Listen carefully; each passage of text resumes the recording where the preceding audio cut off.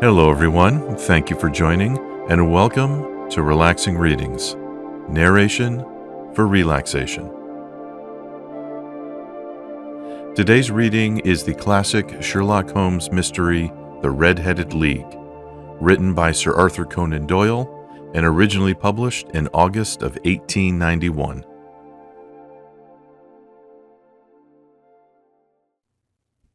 I had called upon my friend, Mr. Sherlock Holmes, one day in the autumn of last year, and found him in deep conversation with a very stout, florid-faced, elderly gentleman with fiery red hair.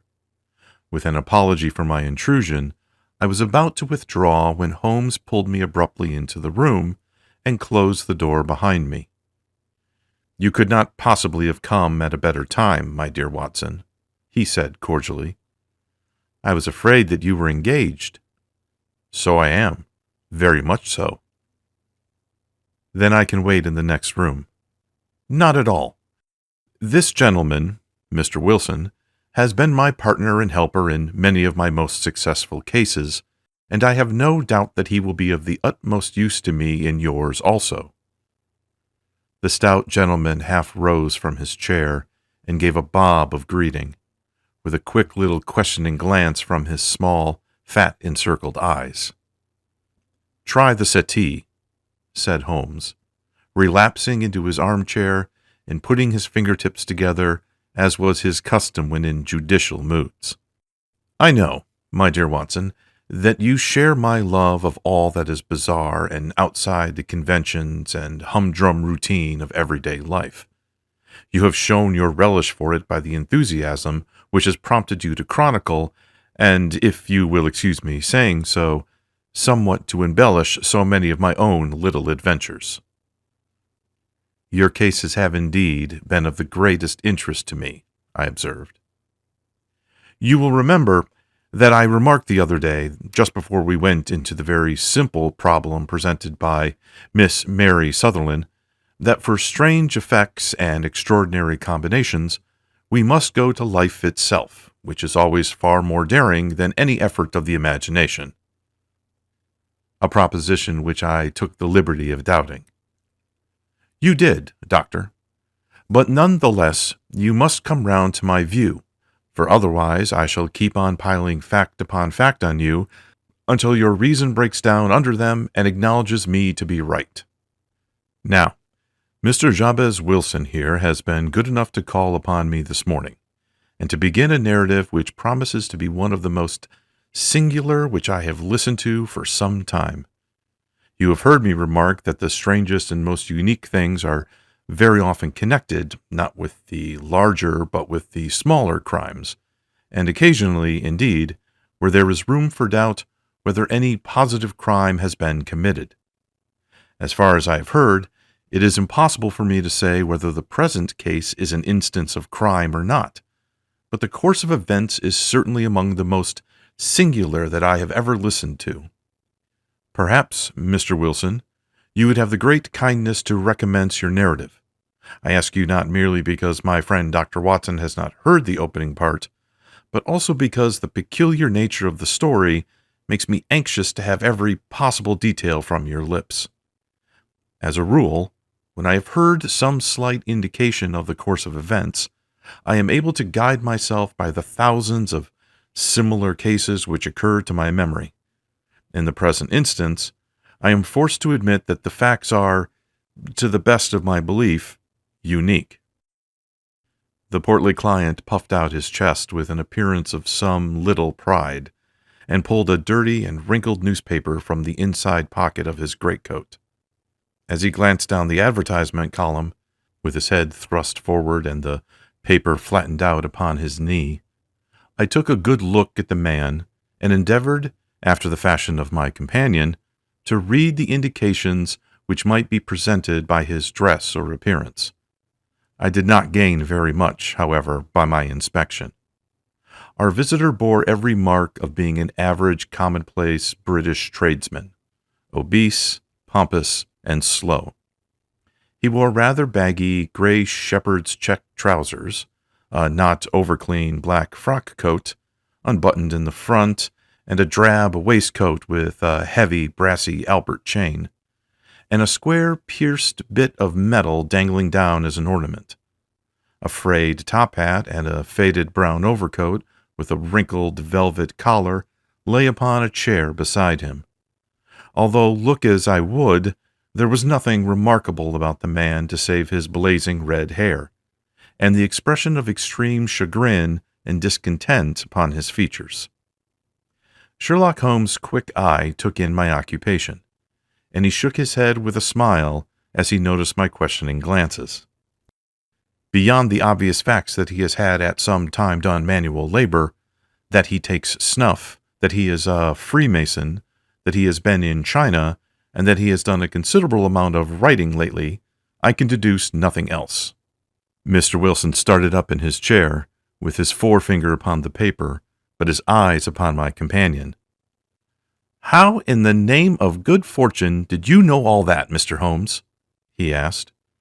"How did you know, for example, that I did manual labor? It's as true as gospel, for I began as a ship's carpenter." "Your hands, my dear sir. Your right hand is quite a size larger than your left. You have worked with it, and the muscles are more developed."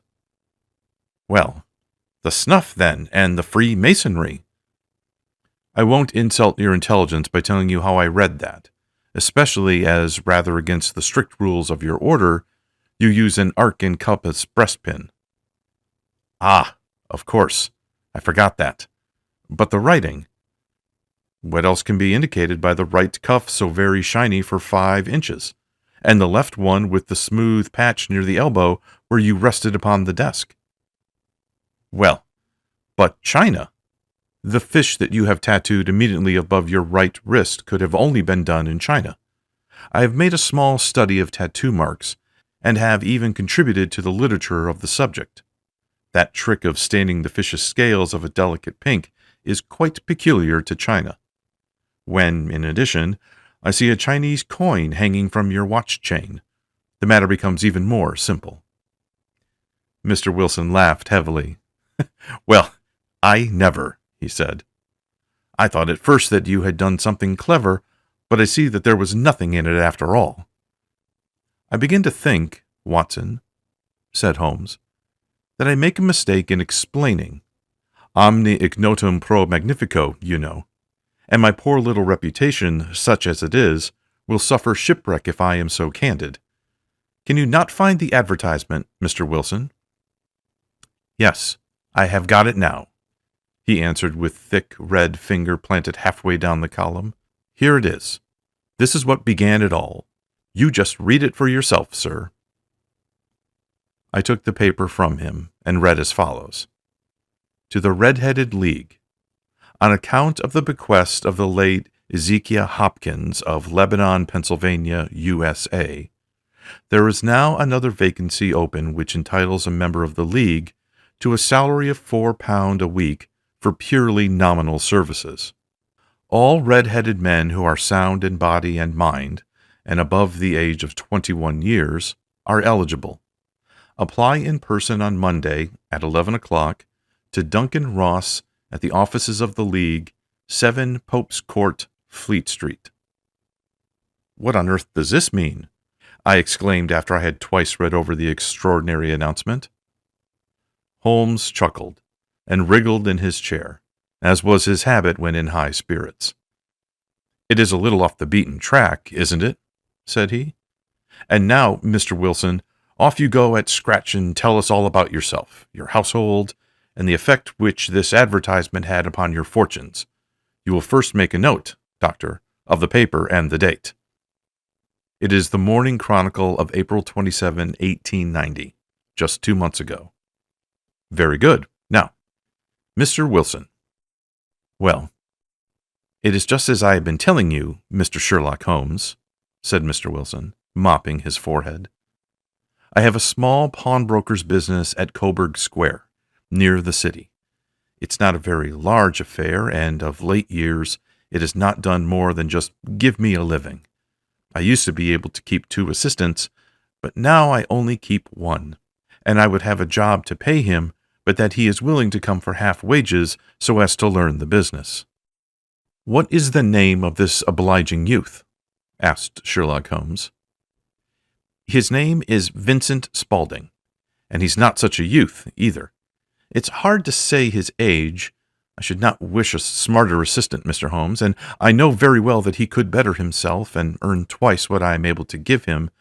But, after all, if he is satisfied, why should I put ideas in his head?" "Why, indeed? You seem most fortunate in having an employee who comes under the full market price. It is not a common experience among employers in this age. I don't know that your assistant is not as remarkable as your advertisement." "Oh, he has his faults too," said Mr. Wilson. "Never was such a fellow for photography. Snapping away with a camera when he ought to be improving his mind, and then diving down into the cellar like a rabbit into its hole to develop his pictures. That is his main fault. But on the whole, he's a good worker. There's no vice in him." "He is still with you, I presume?" "Yes, sir. He and a girl of 14, who does a bit of simple cooking and keeps the place clean. That's all I have in the house, for I am a widower and never had any family. We live quietly, sir, the three of us, and we keep a roof over our heads and pay our debts, if we do nothing more. The first thing that put us out was that advertisement. Spaulding, he came down into the office just this day 8 weeks, with this very paper in his hand, and he says, 'I wish to the Lord, Mr. Wilson, that I was a red-headed man.' 'Why that?' I ask. 'Why,' says he, 'here's another vacancy on the League of the Red-Headed Men. It's worth quite a little fortune to any man who gets it, and I understand that there are more vacancies than there are men, so that the trustees are at their wits' end with what to do with their money. If my hair would only change color, here's a nice little crib all ready for me to step into.' 'Why, what is it then?' I asked. 'You see, Mr. Holmes, I'm a very stay-at-home man, and as my business came to me instead of my having to go to it, I was often weeks on end without putting my foot over the doormat. In that way, I didn't know much of what was going on outside, and I was always glad of a bit of news.' 'Have you never heard of the League of the Red-Headed Men?' he asked with his eyes wide open. 'Never.' 'Why, I wonder at that, for you are eligible yourself for one of the vacancies.' 'And what are they worth?' I asked. 'Oh, merely a couple hundred a year, but the work is slight, and it need not interfere very much with one's other occupations.' Well, you can easily think that that made me prick up my ears, for the business has not been good for some years, and an extra couple of hundred would have been very handy. 'Tell me about that,' said I. 'Well,' said he, showing me the advertisement, 'you can see for yourself that the League has a vacancy, and there is the address where you should apply for particulars. As far as I can make out, the League was founded by an American millionaire, Ezekiah Hopkins, who was very peculiar in his ways. He was himself red-headed, and he had a great sympathy for all red-headed men. So, when he died, it was found that he had left his enormous fortune in the hands of trustees, with instructions to apply the interest to the providing of easy berths to men whose hair is of that color. From all I hear, it is splendid pay and very little to do.' 'But,' said I, 'there would be millions of red-headed men who would apply.' 'Not as many as you think,' he answered.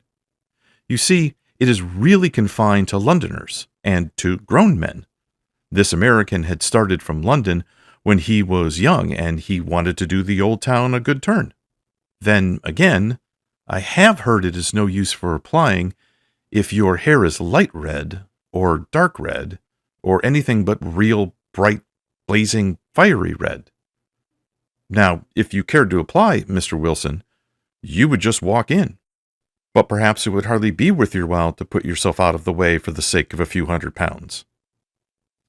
Now, it is a fact, gentlemen, as you may see for yourselves, that my hair is of a very full and rich tint, so that it seemed to me that if there was to be any competition in the matter, I stood as good a chance as any man that I had ever met. Vincent Spaulding seemed to know so much about it that I thought he might prove useful.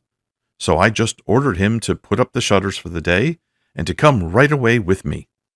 He was very willing to have a holiday. So we shut the business up and started off for the address that was given up in the advertisement. I never hoped to see such a sight as that again, Mr. Holmes. From north, south, east, and west, every man who had a shade of red in his hair had tramped into the city to answer the advertisement. Fleet Street was choked with red-headed folk, and Pope's Court looked like a coster's orange barrow. I should not have thought that there were so many in the whole country as were brought together by that single advertisement. Every shade of color they were: straw, lemon, orange, brick, Irish setter, liver, clay. But as Spaulding said, there were not many who had the real, vivid, flame-colored tint. When I saw how many were waiting, I would have given it up in despair, but Spaulding would not hear of it. How he did it I could not imagine, but he pushed and pulled and butted until he got me through the crowd, and right up to the steps which led to the office. There was a double stream upon the stair, some going up in hope, and some coming back dejected. But we wedged in as well as we could, and soon found ourselves in the office. "Your experience has been a most entertaining one," remarked Holmes, as his client paused and refreshed his memory with a huge pinch of snuff. "Pray continue your interesting statement." There was nothing in the office but a couple of wooden chairs and a deal table, behind which sat a small man with a head that was even redder than mine. He said a few words to each candidate as he came up, and then he always managed to find some fault in them which would disqualify them. Getting a vacancy did not seem to be such a very easy matter after all. However, when our turn came, the little man was much more favorable to me than to any of the others, and he closed the door as we entered so that he might have a private word with us. "This is Mr. Jabez Wilson," said my assistant, "and he is willing to fill the vacancy in the League." "And he is admirably suited for it," the other answered. "He has every requirement. I cannot recall when I have seen anything so fine." He took a step backward, cocked his head on one side, and gazed at my hair until I felt quite bashful. Then suddenly he plunged forward, wrung my hand, and congratulated me warmly on my success. "It would be injustice to hesitate," said he. "You will, however, I am sure, excuse me for taking an obvious precaution." With that, he seized my hair in both hands and tugged until I yelled with pain. "There is water in your eyes," said he as he released me. "I perceive that all is as it should be. But we have to be careful, for we have twice been deceived by wigs and once by paint. I could tell you the tales of cobbler's wax which would disgust you with human nature." He stepped over to the window and shouted through it at the top of his voice that the vacancy was filled. A groan of disappointment came up from below, and the folk all trooped away in different directions until there was not a red head to be seen except my own and that of the manager. "My name," said he, "is Mr. Duncan Ross, and I am myself one of the pensioners upon the fund left by our noble benefactor. Are you a married man, Mr. Wilson? Have you a family?" I answered that I had not. His face fell immediately. "Dear me," he said gravely, "that is very serious indeed. I am sorry to hear you say that. The fund was, of course, for the propagation and spread of the redheads as well as for their maintenance. It is exceedingly unfortunate that you should be a bachelor." My face lengthened at this, Mr. Holmes, for I thought that I was not to have the vacancy after all. But after thinking it over for a few minutes, he said that it would be all right. "In the case of another," said he, "the objection might be fatal, but we must stretch a point in favor of a man with such a head of hair as yours. When shall you be able to enter upon your new duties?" "Well, it is a little awkward, for I have a business already," said I. "Oh, never mind about that, Mr. Wilson," said Vincent Spaulding. "I should be able to look after that for you." "What about the hours?" I asked. 10 to 2. Now, a pawnbroker's business is mostly done of an evening, Mr. Holmes, especially Thursday and Friday evening, which is just before payday. So it would suit me very well to earn a little in the mornings. Besides, I knew that my assistant was a good man and that he would see to anything that turned up. That would suit me very well, said I. And the pay? Is £4 a week. And the work? Is purely nominal. What do you call purely nominal? Well, you have to be in the office, or at least in the building, the whole time. If you leave, you forfeit your whole position forever. The will is very clear upon that point. You don't comply with the conditions if you budge from the office during the day. It's only 4 hours a day, and I should not think of leaving, said I. No excuse will avail, said Mr. Duncan Ross. Neither sickness, nor business, nor anything else. There you must stay, or you lose your billet. And the work? Is to copy out the Encyclopedia Britannica. There is the first volume of it in that press. You must find your own ink, pens, and blotting paper, but we provide this table and chair. Will you be ready tomorrow? Certainly, I answered. Then goodbye, Mr. Jabez Wilson, and let me congratulate you once more on the important position which you have been fortunate enough to gain. He bowed me out of the room, and I went home with my assistant, hardly knowing what to say or do. I was so pleased at my own good fortune. Well, I thought of the matter all day, and by evening I was in low spirits again, for I had quite persuaded myself that the whole affair must be some great hoax or fraud, though what its object might be I could not imagine. It seemed altogether past belief that anyone can make such a will, or that they would pay such a sum for doing anything so simple as copying out the Encyclopedia Britannica. Vincent Spaulding did what he could to cheer me up, but by bedtime I had reasoned myself out of the whole thing. However, in the morning, I determined to have a look at it anyhow. So I bought a penny bottle of ink, and with a quill pen and 7 sheets of foolscap paper, I started off to Pope's Court. Well, to my surprise and delight, everything was as right as possible. The table was set out ready for me, and Mr. Duncan was there to see that I got fairly to work. He started me off upon the letter A, and then he left me. But he would drop in from time to time to see that all was right with me. At 2 o'clock he bade me good day, complimented me upon the amount that I had written, and locked the door of the office after me. This went on day after day, Mr. Holmes. And on Saturday, the manager came in and planked down 4 golden sovereigns for my week's work. It was the same next week, and the same the week after. Every morning I was there at 10, and every afternoon I left at 2. By degrees, Mr. Duncan Ross took to coming in only once of a morning, and then after a time he did not come in at all. Still, of course, I never dared to leave the room for an instant, for I was not sure when he might come, and the billet was such a good one and suited me so well that I would not risk the loss of it.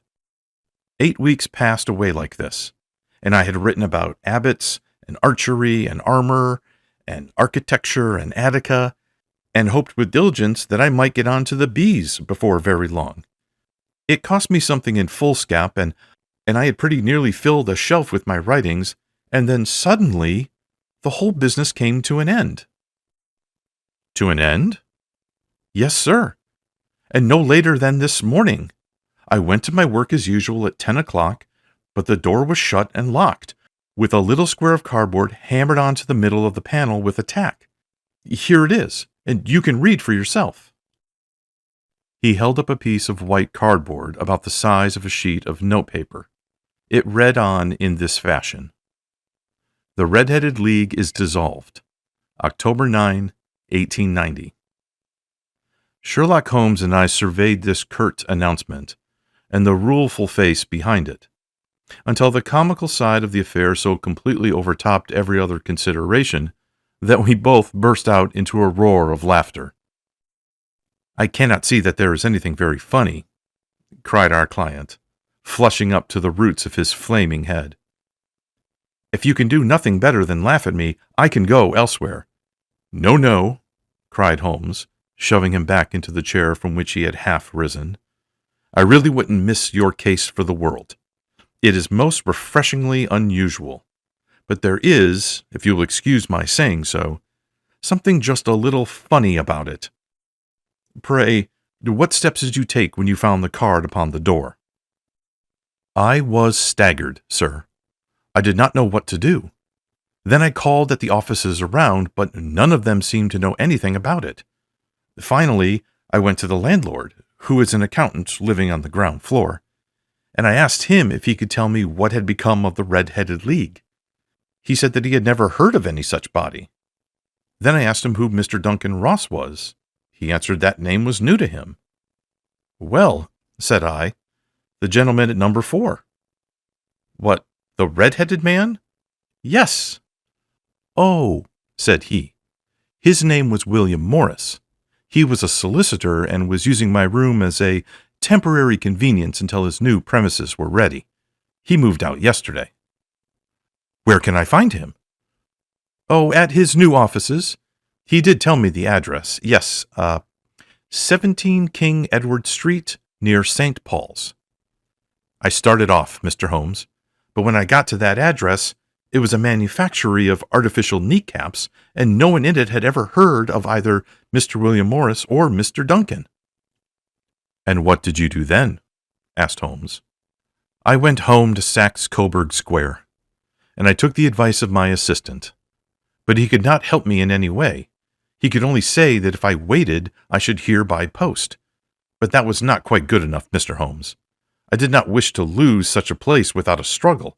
So, as I had heard that you were good enough to give advice to poor folk who were in need of it, I came right away to you." "And you did very wisely," said Holmes. "Your case is an exceedingly remarkable one, and I shall be happy to look into it. From what you have told me, I think that it is possible that graver issues hang from it than might at first sight appear." "Grave enough," said Mr. Jabez Wilson. "Why, I have lost £4 a week." "As far as you are personally concerned," remarked Holmes, "I do not see that you have any grievance against this extraordinary league. On the contrary, you are, as I understand, richer by some £30, to say nothing of the minute knowledge which you have gained on every subject which comes under the letter A. You have lost nothing by them."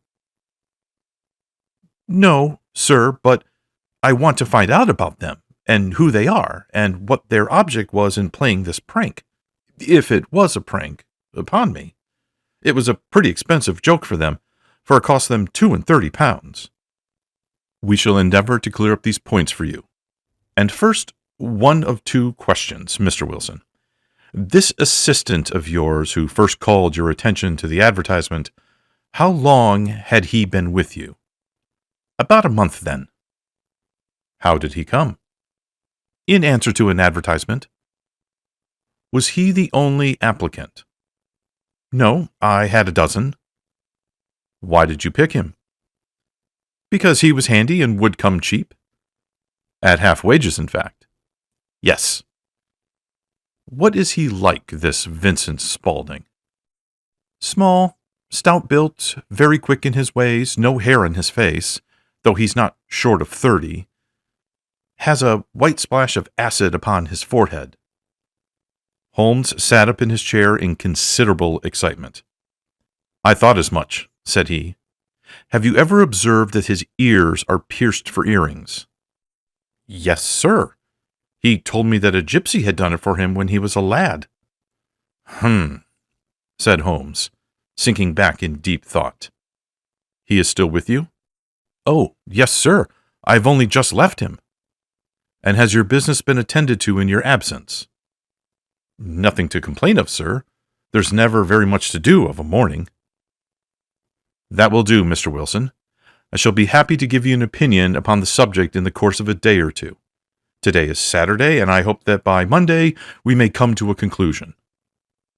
"Well, Mr. Watson," said Holmes when our visitor had left us, "what do you make of it all?"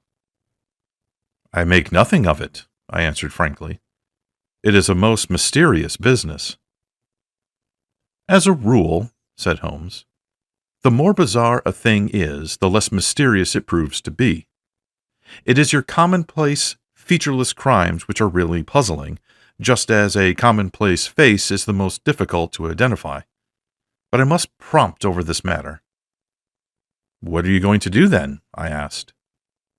"To smoke," he answered. "It is quite a three-pipe problem, and I beg that you won't speak to me for 50 minutes. He curled himself up in his chair, with his thin knees drawn up in his hawk-like nose, and there he sat with his eyes closed, and his black clay pipe thrusting out like the bill of some strange bird. I had come to the conclusion that he had dropped asleep, and indeed was nodding myself, when suddenly sprang out of his chair with the gesture of a man who has made up his mind and put his pipe down upon the mantel. "Sarasate plays at St. James Hall this afternoon," he remarked. "What do you think, Watson? Could your patient spare you for a few hours?" "I have nothing to do today. My practice is never very absorbing." "Then put on your hat and come. I'm going through the city first, and we can have some lunch on the way. I observe that there is a good deal of German music on the program, which is rather more to my taste than Italian or French. It is introspective, and I want to introspect. Come along." We traveled by the Underground as far as Aldersgate, and a short walk took us to Saxe-Coburg Square, the scene of the singular story which we had listened to in the morning.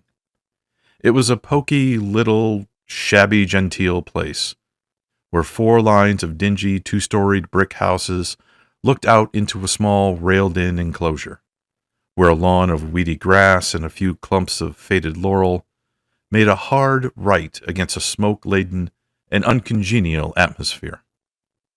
3 gilt balls and a brown board with "Jabez Wilson" in white letters upon a corner house announced the place where our red-headed client carried on his business. Sherlock Holmes stopped in front of it with his head on one side and looked at it all over, with his eyes shining brightly between puckered lips. Then he walked slowly up the street, and then down again to the corner, still looking keenly at the houses. Finally, he returned to the pawnbroker's, and having thumped vigorously upon the pavement with his stick 2 or 3 times, he went up to the door and knocked. It was instantly opened by a bright-looking, clean-shaven young fellow, who asked him to step inside. "Thank you," said Holmes. "I only wished to ask you how you would go from here to Strand." "Third right, fourth left," answered the assistant promptly, closing the door. "Smart fellow, that," observed Holmes as we walked away. "He is, in my judgment, the 4th smartest man in London, and for daring I am not sure that he has not a claim to be 3rd. I have known something of him before." "Evidently," said I. "Mr. Wilson's assistant counts for a good deal in this mystery of the Red-Headed League. I am sure that you inquired your way merely in order that you might see him." "Not him." "What then?" "The knees of his trousers." "And what did you see?" "What I expected to see." "Why did you beat the pavement?" "My dear doctor, this is a time for observation, not for talk. We are spies in an enemy's country. We know something of Saxe-Coburg Square. Let us now explore the parts which lie behind it." The road in which we found ourselves as we turned round the corner from the retired Saxe-Coburg Square presented as great a contrast to it as the front of a picture does to the back. It was one of the main arteries which conveyed the traffic of the city to the north and west. The roadway was blocked with the immense stream of commerce flowing in a double tide inward and outward, while the footpaths were black with the hurrying swarm of pedestrians. It was difficult to realize as we looked at the line of fine shops and stately business premises that they really abutted on the other side upon the faded and stagnant square which we had just quitted. "Let me see," said Holmes, standing at the corner and glancing along the line. "I should have liked just to remember the order of the houses here. It is a hobby of mine to have an exact knowledge of London. There is Mortimer's, the tobacconist, the little newspaper shop, the Coburg branch of the City and Suburban Bank, the Vegetarian Restaurant, and McFarland's Carriage Building Depot. That carries us right on to the other block. And now, Doctor, we've done our work, so it's time we had some play. A sandwich and a cup of coffee, and then off to violin land, where all is sweet and delicacy and harmony, and there are no red-headed clients to vex us with their conundrums. My friend was an enthusiastic musician, being himself not only a very capable performer, but a composer of no ordinary merit. All the afternoon he sat in the stalls wrapped in the most perfect happiness, gently waving his long, thin fingers in time to the music, while his gently smiling face and his languid, dreamy eyes were as unlike those of Holmes the sleuth-hound, Holmes the relentless, keen-witted, ready-handed criminal agent, as it was possible to conceive. In his singular character, the dual nature alternately asserted itself, and his extreme exactness and astuteness represented. As I have often thought, the reaction against the poetic and the contemplative mood which occasionally predominated in him. The swing of his nature took him from extreme languor to devouring energy, and as I knew well, he was never so truly formidable as when, for days on end, he had been lounging in his armchair amid his improvisations and his black-letter editions. Then it was the lust of the chase would suddenly come upon him, and that his brilliant, reasoning power would rise to the level of intuition, until those who were unacquainted with his methods would look askance at him as on a man whose knowledge was not that of other mortals. When I saw him that afternoon so enwrapped in the music of St. James Hall, I felt that an evil time might be coming upon those whom he had set himself to hunt down. "You want to go home, no doubt, Doctor," he remarked as we emerged. "Yes, it would be as well. And I have some business to do which will take some hours. This business at Coburg Square is serious." "Why serious?" "A considerable crime is in contemplation. I have every reason to believe that we shall be in time to stop it, but today being Saturday rather complicates matters. I shall want your help tonight." "At what time?" 10 will be early enough." "I shall be at Baker Street at 10. "Very well. And I say, Doctor, there may be some little danger, so kindly put your army revolver in your pocket." He waved his hand, turned on his heel, and disappeared in an instant among the crowd. I trust that I am not more dense than my neighbors, but I was always oppressed with a sense of my own stupidity in my dealings with Sherlock Holmes. Here I had heard what he had heard. I had seen what he had seen, and yet from his words it was evident that he saw clearly not only what had happened, but what was about to happen, while to me the whole business was still confused and grotesque. As I drove home to my house in Kensington, I thought it all over. From the extraordinary story of the red-headed copier of the encyclopedia, down to the visit to Saxe-Coburg Square, and the ominous words with which he had parted from me. What was this nocturnal expedition, and why should I go armed? Where were we going, and what were we to do? I had the hint from Holmes that this smooth-faced pawnbroker's assistant was a formidable man, a man who might play a deep game. I tried to puzzle it out, but gave it up in despair, and set the matter aside until night should bring an explanation. It was 9:15 when I started from home and made my way across the park, and so through Oxford Street to Baker Street. 2 hansoms were standing at the door, and as I entered the passage, I heard the sound of voices from above. On entering his room, I found Holmes in animated conversation with 2 men, one of whom I recognized as Peter Jones, the official police agent, while the other was a long, thin, sad-faced man, with a very shiny hat and oppressively respectable frock coat. "Ha! Our party is complete," said Holmes, buttoning up his pea jacket and taking his heavy hunting crop from the rack. Watson, I think you know Mr. Jones of Scotland Yard. Let me introduce you to Mr. Merriweather, who is to be our companion in tonight's adventure. We're hunting in couples again, Doctor, you see, said Jones in his consequential way. Our friend here is a wonderful man for starting a chase. All he wants is an old dog to help him to do the running down. I hope a wild goose may not prove to be the end of our chase, observed Mr. Merriweather gloomily. You may place considerable confidence in Mr. Holmes, sir, said the police agent loftily. He has his own little methods, which are, if we won't mind my saying so, just a little too theoretical and fantastic. But he has the makings of a detective in him. It is not too much to say that once or twice, as in that business of the Sholto murder and the Agra treasure, he has been more nearly correct than the official force. Oh, if you say so, Mr. Jones, it is all right, said the stranger with deference.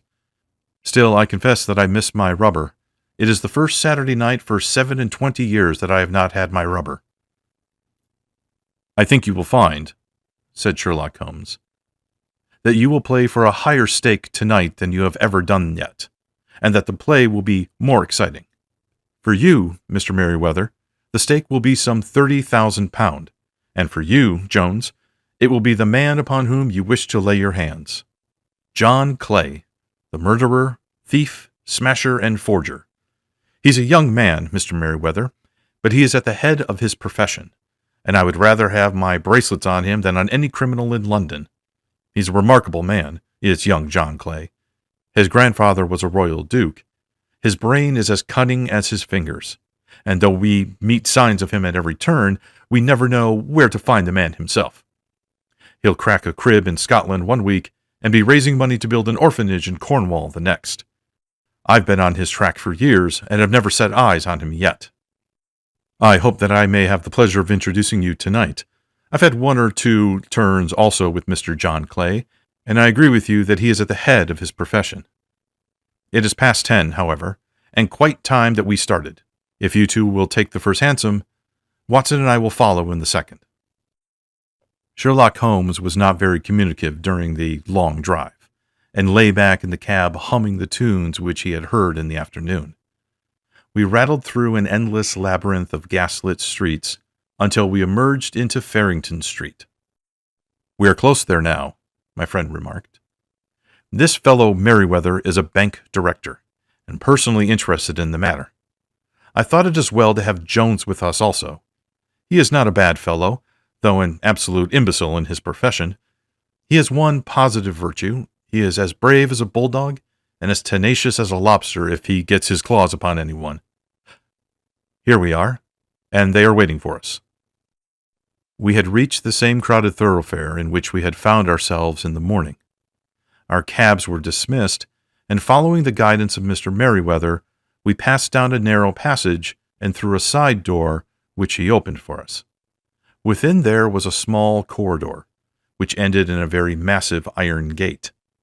This also was opened, and led down a flight of winding stone steps, which terminated at another formidable gate. Mr. Merriweather stopped to light a lantern, and then conducted us down a dark, earth-smelling passage, and so, after opening a third door, into a huge vault or cellar, which was piled all round with crates and massive boxes. You are not very vulnerable from above, Holmes remarked as he held up the lantern and gazed about him. Nor from below, said Mr. Merriweather, striking his stick upon the flags which lined the floor. Why, dear me, it sounds quite hollow, he remarked, looking up in surprise. I must really ask you to be a little more quiet, said Holmes severely. You have already imperiled the whole success of our expedition. Might I beg that you would have the goodness to sit down upon one of those boxes and not to interfere? The solemn Mr. Merriweather perched himself upon a crate with a very injured expression upon his face, while Holmes fell upon his knees upon the floor, and, with the lantern and a magnifying glass, began to examine minutely the cracks between the stones. A few seconds sufficed to satisfy him, for he sprang to his feet again and put his glass in his pocket. "We have at least an hour before us," he mentioned, "for they can hardly take any steps until the good pawnbroker is safely in bed.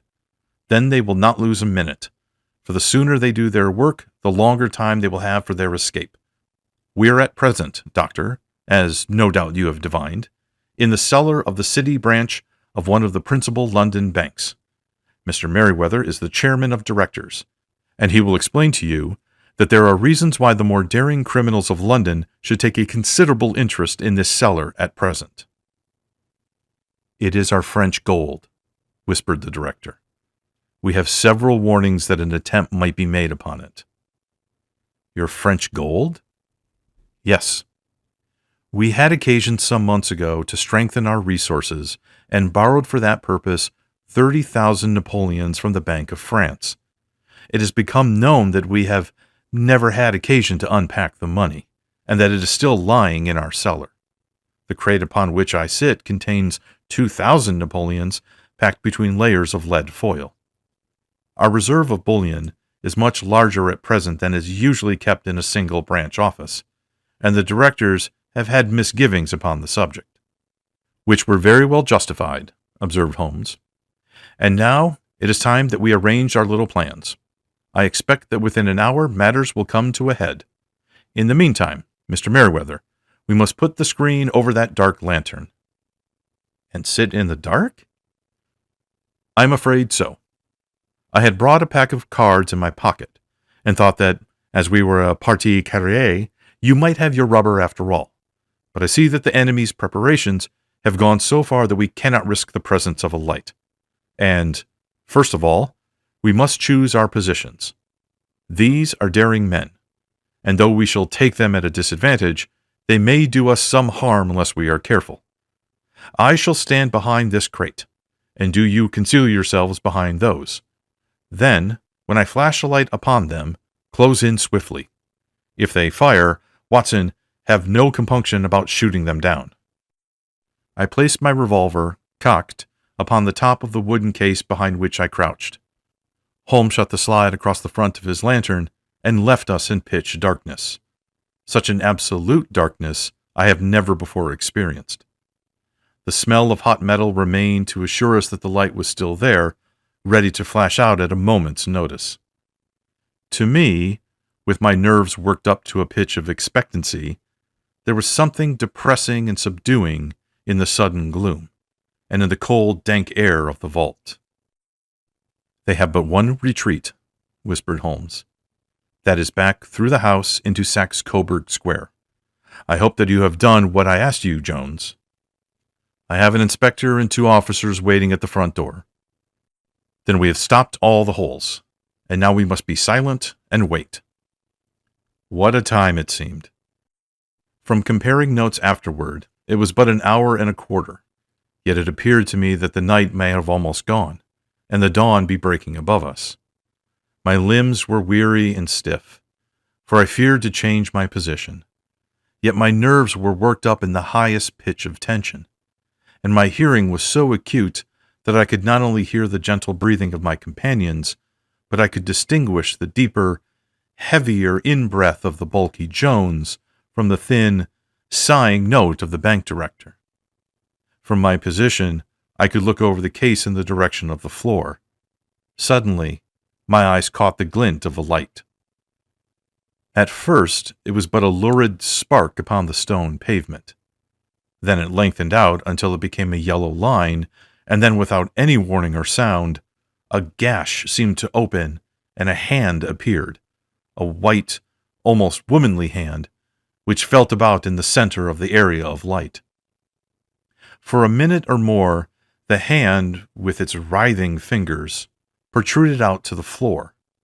Then it was withdrawn as suddenly as it appeared, and all was dark again, save the single lurid spark which marked a chink between the stones. Its disappearance, however, was but momentary. With a rending, tearing sound, one of the broad, white stones turned over upon itself, and left a square, gaping hole, through which streamed the light of a lantern.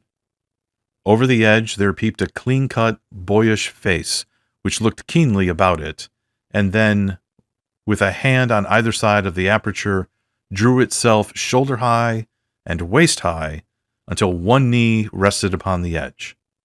In another instant, he stood at the side of the hole and was hauling after him a companion, lithe and small like himself, with a pale face and a shock of very red hair.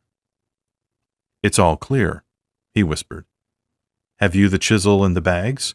"Great Scott! Jump, Archie! Jump, and I'll swing for it!" Sherlock Holmes had sprung out and seized the intruder by the collar. The other dived down the hole, and I heard the sound of rending cloth as Jones clutched at his skirts. The light flashed upon the barrel of a revolver, but Holmes' hunting crop came down on the man's wrist, and the pistol clinked upon the stone floor. "It's no use, John Clay," said Holmes blandly. "You have no chance at all." "So I see," the other answered with utmost coolness. "I fancy that my pal is all right, though I see you have got his coattails." "There are 3 men waiting for him at the door," said Holmes. "Oh, indeed. You seem to have done the thing very completely. I must compliment you." "And I you," Holmes answered. "Your red-headed idea was very new and effective." "You'll see your pal again presently," said Jones. "He's quicker at climbing down holes than I am. Just hold out while I fix the debris." "I beg that you will not touch me with your filthy hands," remarked our prisoner as the handcuffs clattered upon his wrists. "You may not be aware that I have royal blood in my veins. Have the goodness, also, when you address me always to say sir and please." "All right," said Jones with a stare and a snicker. "Well, would you please, sir, march upstairs, where we can get a cab to carry your highness to the police station?" "That is better," said John Clay serenely. He made a sweeping bow to the 3 of us and walked quietly off in the custody of the detective. "Really, Mr. Holmes," said Mr. Merriweather as we followed them from the cellar, "I do not know how the bank can thank you or repay you. There is no doubt that you have detected and defeated, in the most complete manner, one of the most determined attempts at bank robbery that have ever come within my experience." "I have 1 or 2 little scores of my own to settle with Mr. John Clay," said Holmes. "I have been at some small expense over this matter, which I shall expect the bank to refund.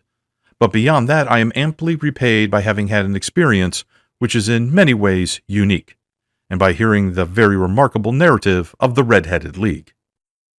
You see, Watson," he explained in the early hours of the morning as we sat over a glass of whiskey and soda in Baker Street, "it was perfectly obvious from the first that the only possible object of this rather fantastic business of the advertisement of the League and the copying of the encyclopedia must be to get this not overbright pawnbroker out of the way for a number of hours every day.